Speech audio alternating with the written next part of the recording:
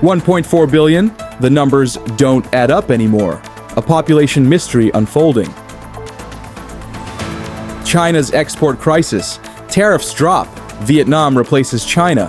Taiwanese factories flee in droves. Shocking date revealed. Xi Jinping will be eliminated. Xi Mingzi is also in trouble.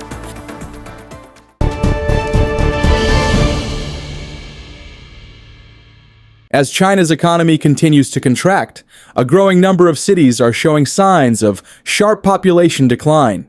In major urban centers, once bustling malls now stand nearly empty. Streets are quiet, and even subway cars, once packed during rush hour, are sparsely populated. Across the country, a strange stillness has settled in. Some users online have posted videos showing nearly vacant, high-speed rail cars. Apart from the May Day holiday, travel appears to be consistently light. I suddenly realized something disturbing. A relative from my village said there's no one left there. You know, China supposedly has 1.4 billion people, but where are they? I'm beginning to question if we really have that many. If people aren't living in cities or villages, then where have they gone? Have you noticed how few people are left in Hangzhou this year? After the New Year and holidays, you'd expect a rush back to the city. But this year, so many houses can't even be rented out. The streets are empty. Popular jobs like DD drivers or delivery workers are paying terribly, just 4,000 to 5,000 yuan a month. After rent and utilities, there's barely anything left. Qingdao, a coastal city with 11 million residents, feels particularly hollow.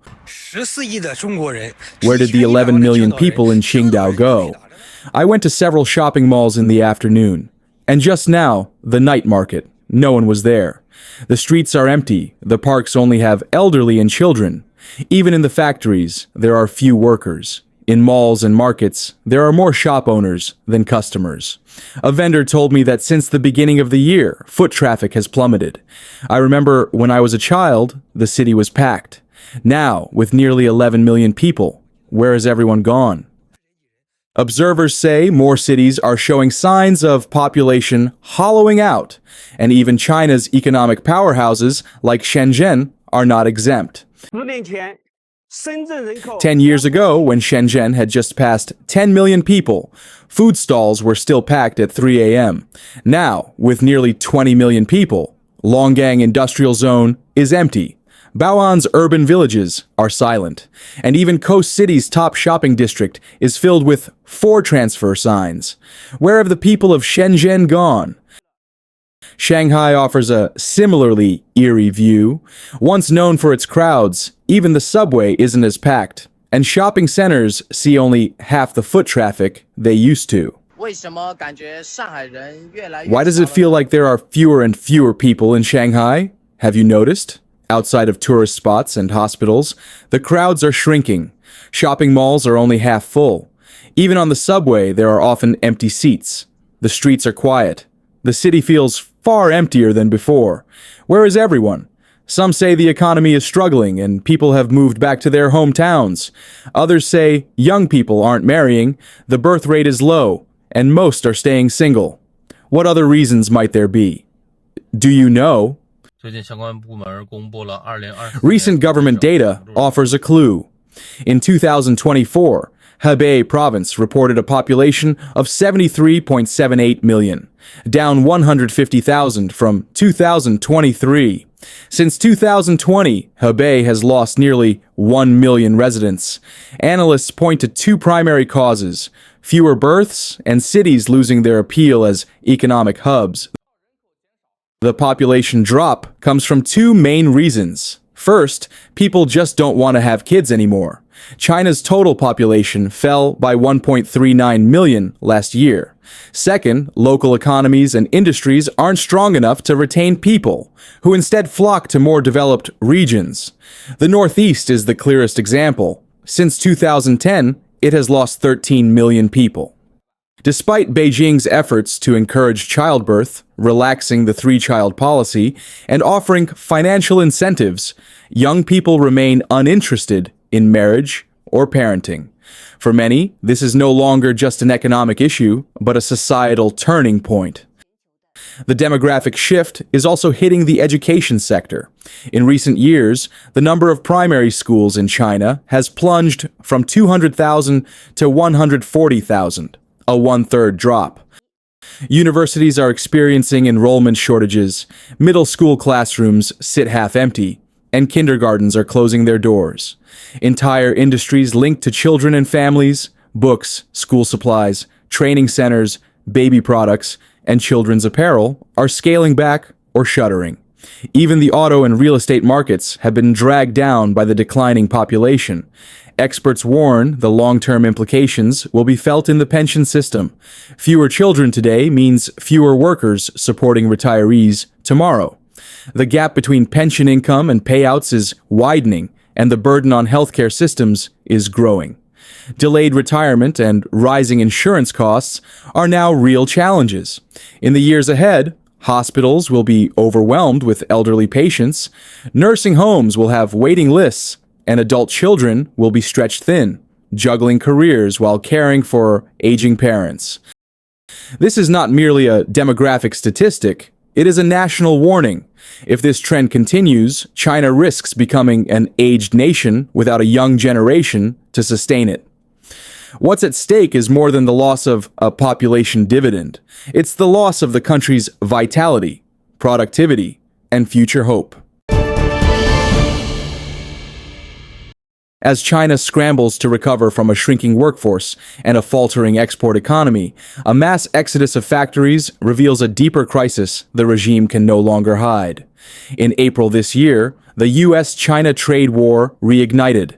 While the Chinese Communist Party, CCP, publicly insisted it would fight to the end, it quickly buckled under pressure as the impact on China's export-driven economy became severe. Just 1 month later, Chinese officials quietly reached out to the United States, initiating the first round of trade talks in Geneva. Both sides agreed to temporarily lower tariffs starting May 14th. U.S. tariffs on Chinese goods dropped from 145% to 30%, while China reduced its retaliatory tariffs in return. Though this marked a diplomatic breakthrough, Chinese exporters remained far from optimistic. Man, are you crazy?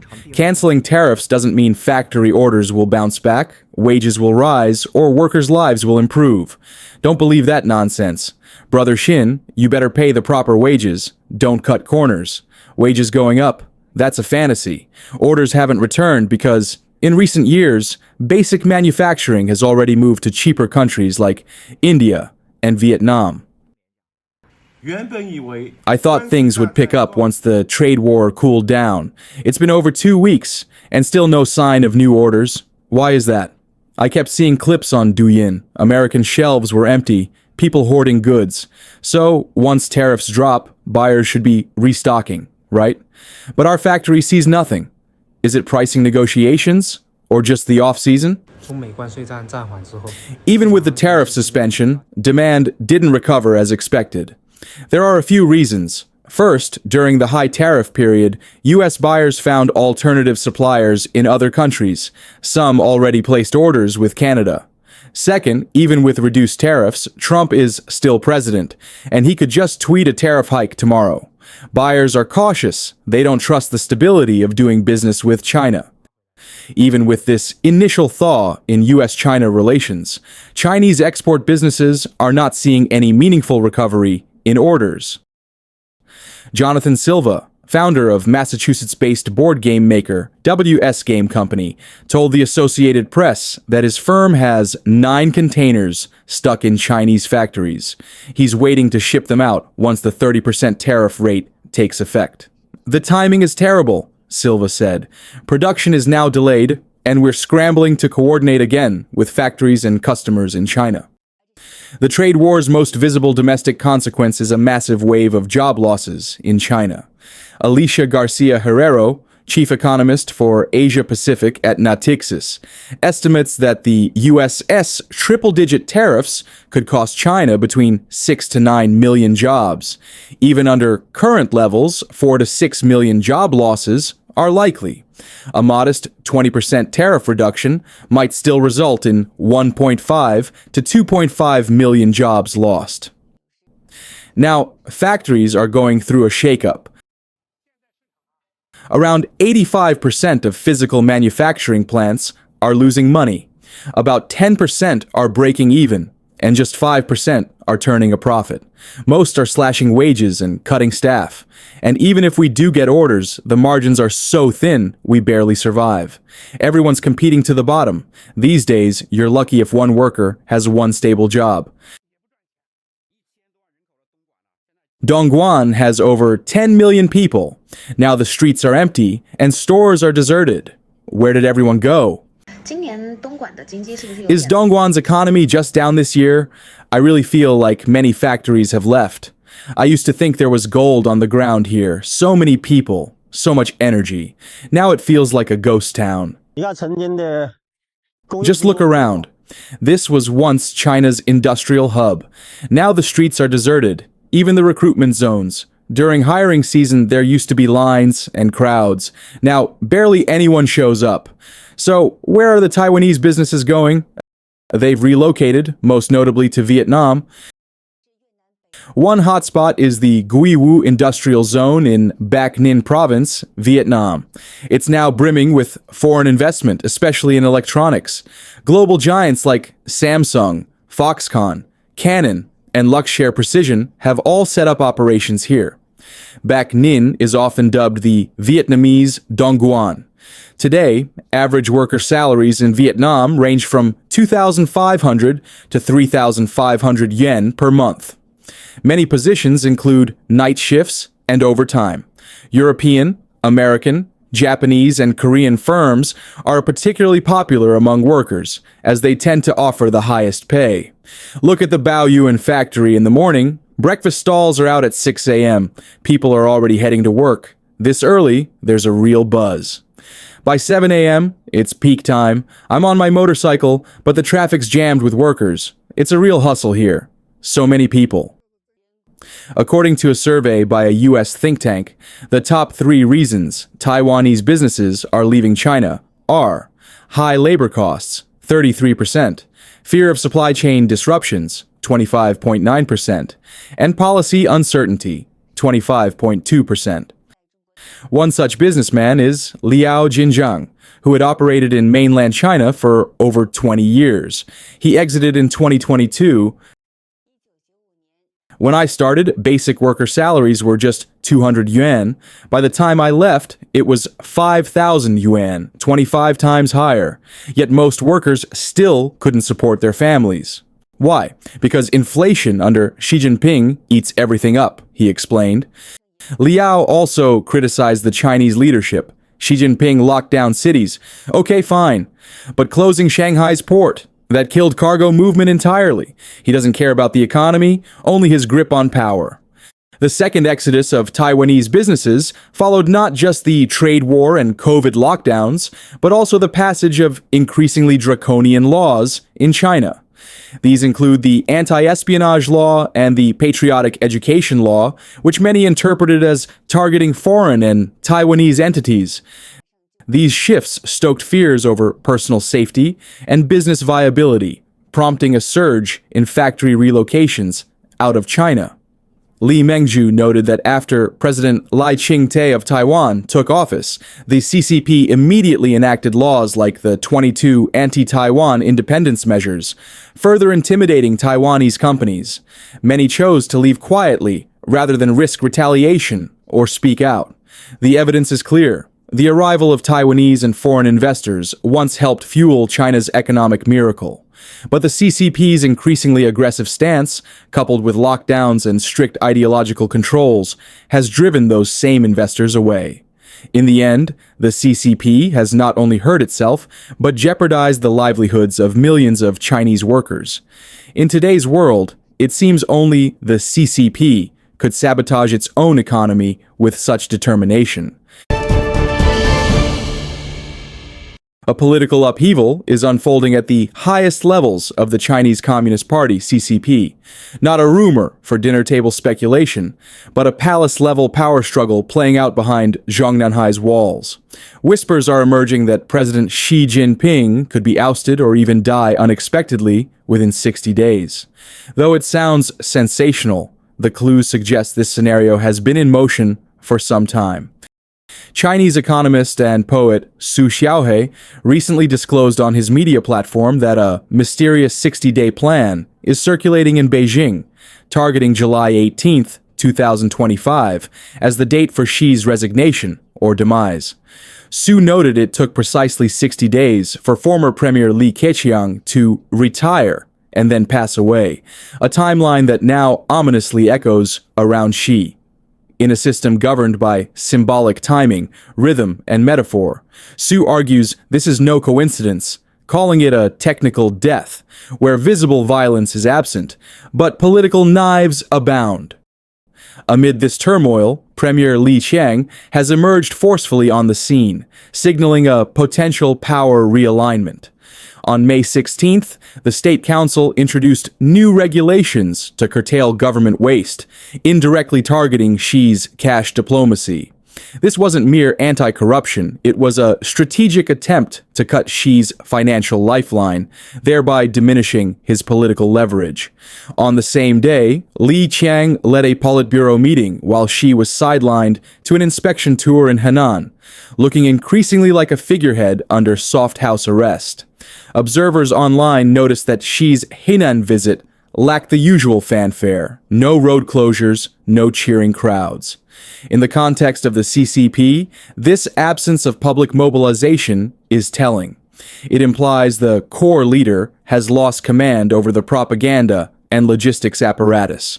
What appeared to be an inspection was likely a staged humiliation, signaling Xi's waning influence within the system. Coinciding with these developments, the CCP quietly set the date for its fourth plenary session, August 27th to 30th. Unlike the fifth plenary, which focuses on future planning, the fourth is traditionally reserved for addressing party missteps and reassigning blame. Analysts believe this meeting may serve to formally distance the party from Xi by redefining his legacy and concentrating the blame for recent policy failures on him alone. Come August, Xi may be forced to step down under the pretext of health concerns or institutional realignment. If so, state media is expected to pivot quickly, blaming him for China's international isolation, harsh pandemic policies, excessive spending, and economic mismanagement, dismantling the mythology that has long surrounded his rule. More crucial than public opinion, however, is the shift within the military. A series of purges has targeted top military officials, many handpicked by Xi himself. Among them are Huang Ming, Northern Theater Command, Yang Cheng, Xinjiang Military Region, and even Fang Yongxiang of the Military Commission's General Office. The investigation of Zhang Xiaojun, Xi's former bodyguard and closest aide, is particularly striking. These moves suggest Xi's grip on the military is slipping.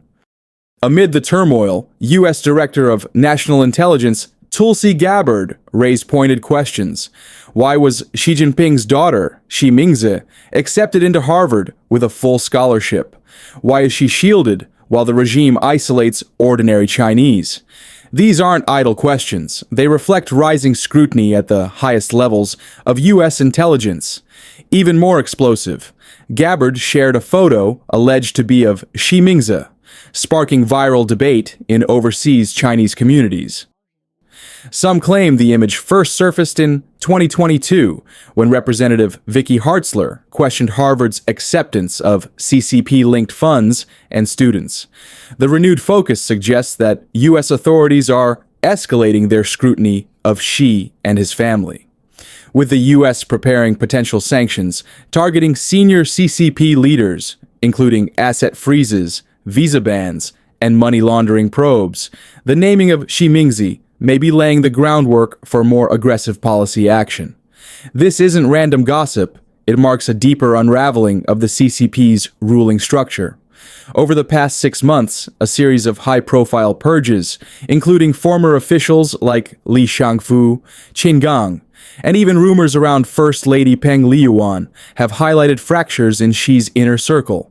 Even Ding Xuexiang, once a key confidant, has been sidelined.